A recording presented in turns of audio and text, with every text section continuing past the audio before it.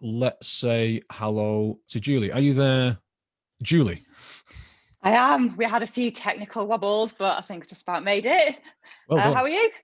I'm very well indeed, despite appearances. No, I'm flying. I'm looking forward to what you've got to share with us. Now, I understand I'm on what's the word? Slides duty. Is that right?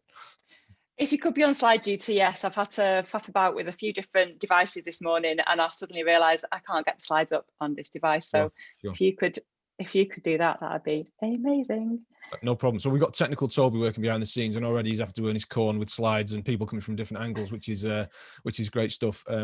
So you're going to let me know when to share slides? Do you want me to do that? Yeah, now, yeah. If you could pop them up now, that'd be fantastic. Okay. I contemplated being in the actual desert versus under a palm tree, but decided that blue wall would probably be even more appropriate.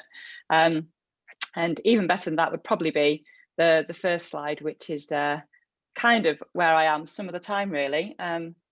are the slides showing, Tom? No. I guess I can't see them. No, okay. Technical Toby's pulling his hair out, trying to work out why his nose, because I haven't pressed the button yet. There we go. That should be doing something. Cool. There we go. So this is like the type of thing our property portfolio is in Northwest Manchester.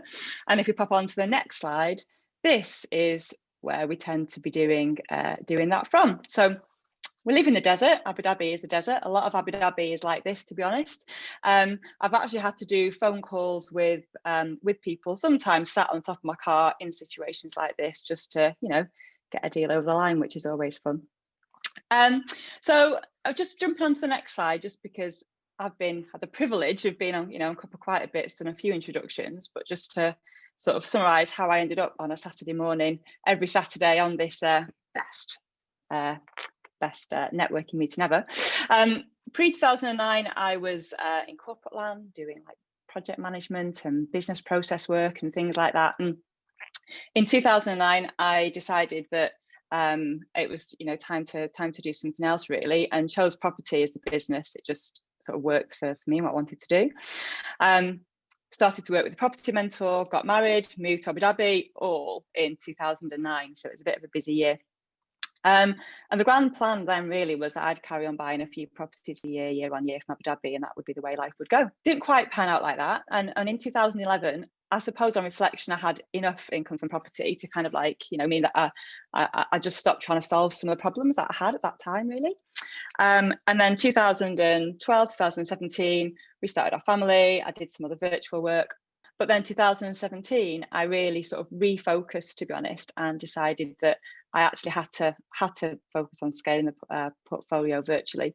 There's a whole reason behind that, which probably won't go into too much today. But the kick I needed to just go burn the bridges with the corporate world and the virtual work I was doing and start to scale the portfolio virtually. So if we jump on to the next slide, obviously I was 4,000 miles away, and it's kind of like doing property virtually is a bit like trying to paint a picture with your hands tied behind your back. You kind of know that it must be possible, but the normal rules don't quite apply. So you've got to figure out a way of doing everything from doing a viewing to picking a key up to, to getting a refurb done to, collecting supplies and things like that. You have to just find a different way of doing everything to the way in which you used to. So to help me, I had this concept really, I suppose, of that what I was doing was I was actually building a machine. I was building a virtual property machine, and thinking of it in that way and actually having an image pretty much like this in my head allowed me to think, well, houses are my inputs, and just as paintbrushes and all those sort of things are my inputs, and my machine is a whole host of checklists and operating manuals and people and suppliers and things like that. And what pops out the end, my output, is basically a property that meets my buying criteria. And then I just want a machine that just, churns out those at a rate which is acceptable to me. So I had this kind of concept in my mind of that was what I wanted to build. But given that, I felt like I was building it from scratch, I kind of felt like I had to set my own rules up, really, because I had children in 2017. I didn't want life to go crazy and for me to be working 24 hours a day. So what what I ended up doing, and I look back on this and think that it's really helpful and would be helpful for anybody doing property, whether you're 4 miles away or 4,000 miles away, is I created my own rules, like the rules of my own property machine. So if we jump onto the next slide, Tom, and my rules, how I thought I could do property virtually was if all of these things kind of like apply. I felt I could do this if my phone didn't ring. You know, we're on a different time zone. I had young children at the time, and just answering the phone itself, just saying hello to somebody, was actually really difficult because the kids, as soon as someone rings you, would jump up and down, try and grab the phone off me, even if it was, you know, aside from taking into account the time difference. So I didn't want my phone to ring. I didn't want to be flying back to the UK all the time to have to check in on things. You know, my husband has had a job with a lot of responsibility, and I didn't want to be adding to the complexity in our life. I wanted to be able to make all family commitments, whether that's, you know, picking the kids up from school, or, you know, being able just to take them out somewhere, or if your child's off school, just being able to be present. So I just wanted to have, you know, all of that be possible. And I didn't want to be a single point of failure in my own business. So I couldn't be the only person who could do a certain task. I had to have different ways of doing things. So they were my rules, and they still are my rules even now, really. And what I found, if you jump onto the next slide, what I've found, if you have rules, is that it makes it easier to make decisions. You know, if I get to make decisions about how we do certain things. You know, I can't have me doing a certain task that's repetitious. I've got to have somebody else do it, for example. I can't have me being the person who collects the keys. I've got to have somebody else doing it. I can't have me who turns up to sign off a job. It's got to be somebody else doing it. So having the rules means that, you know, because I know I don't fly to the UK, I've got to find a different way of getting things done. And what I've found is, it's a bit funny, once you set your rules out, you kind of like, you just find ways of doing things that fit those rules. Even if at the start I didn't think it was possible, I just started to find ways of making things work in spite of the rules that I put in place. So I'm really big on rules, whether you're 4 miles, 40 miles, or 4,000 or 40,000 miles away. It's an alien wanting to do this. I think, you know, for me, setting my own rules has been something that's been really important to allow us to do UK property virtually. And that's my 10 minutes on how I do property virtually, Tom. Excellent. Thank you, Julie. Pleasure. I liked your was it 2014-17, the wilderness years? The property wilderness years. Sorry, yeah, right. It reminded me of Alan Partridge's autobiography, where it's for 3 years in there, he just said not much happened in there, and moved on. But also, I think I'm reminded of the message about whether you're 4 miles, 400 miles, 4,000 miles away, having rules, having almost like, if you're 4 miles away, if you run your business as if you're 4,000 miles away, you're probably going to run a better business, which I think I'm just repeating a point you already made.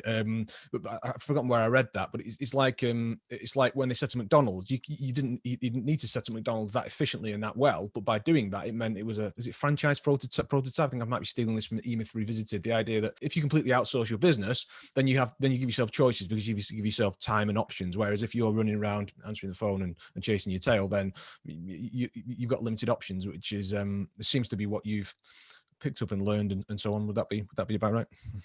Yeah, exactly. I like to think that I'd do things the same way, even if I lived in Manchester, to be honest. Who knows though? Who knows? Yeah. Why don't you work with a sourcing agent, is asked. Good question. I have worked with sourcing agents in the past, to be honest. Back in 2010, I think 2010 time, I did work with a sourcing agent. But to be honest, it still takes time to work with a sourcing agent. It's still, you know, you've still got to do the due diligence. You've still got phone calls to make. You've still got a lot of stuff to do and a lot of stuff to sort out. And I kind of realized that if I was going to spend, you know, the time, I might as well spend the time and figure out a way of doing it myself, rather than be reliant on one person. And if that person didn't have a deal, then I was waiting on their pipeline. So yeah, I've done it and tried it, and right now, for me, it's easier just to do it myself. Smashing. Other question from John, and we've got a few questions in the chat. We'll try and keep up with the chat as well. I'm sure all the panelists will, if panelist is the right word. That's a Zoom word, by the way. I don't think of myself as a panelist.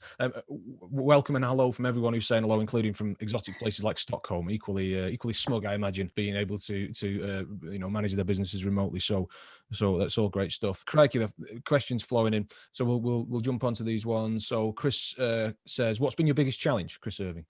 Oh, that's a good one. I think initially it was just getting viewings done consistently, just like finding a way of getting viewings done consistently at the actual start of the whole process for me.